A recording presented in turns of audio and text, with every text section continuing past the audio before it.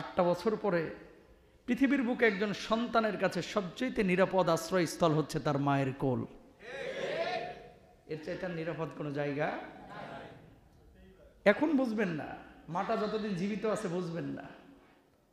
কি হারাইছেন যেদিন মাটা মরবে সেদিন বুঝবেন।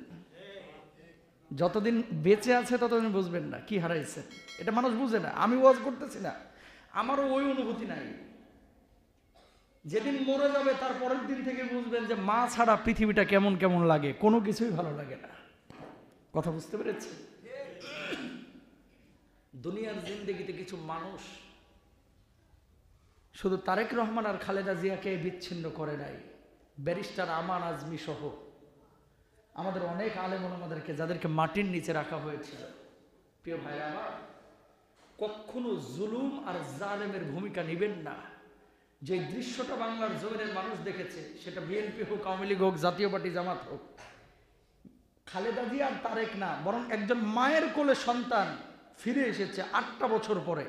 এরকম আর কোনো জুলুম যেন বাংলার জমিনে না হয়, সেই শিক্ষা আমাদেরকে আল্লাহ রাব্বুল আলামিন কোরআনুল কারিমে দিয়েছে, রজবে শিক্ষা দিচ্ছে। কথা বলেন ঠিক কিনা? যুদ্ধ বিগ্রহ করা হারাম, জুলুম করা জায়েজ? জায়েজ? জায়েজ?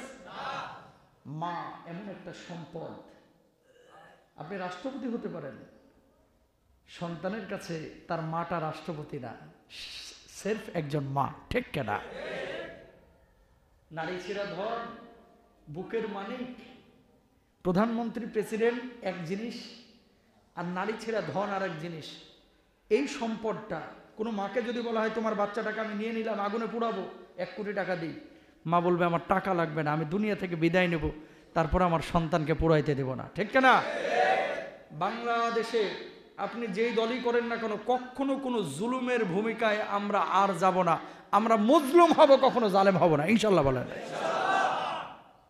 মিথ্যা মামলা দিয়ে যখন একজন মানুষকে আপনি ধরায় দেন, ছোট্ট বাচ্চা বাড়িতে যখন আপনি ঢোকেন রাত্রিবেলায়, প্রথমেই গলাটার উপরে 2টা হাত রেখে বাপের কপালে চুমো দিয়ে বাচ্চাটা বলে আব্বু আমার জন্য কি আনছো?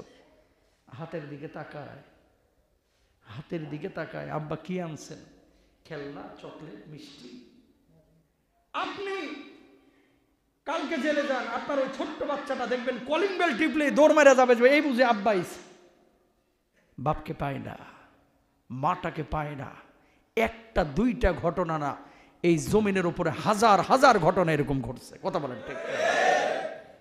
এই জামানাতেও কেউ যদি এই কাজ করে, আল্লাহ যেন ওরে ধ্বংস করে, আযাব দেয়। আমিন বলেন। ভাই মাইরে ফেললে এমনি মেরে ফেলেন, বুঝেন নাই কথা।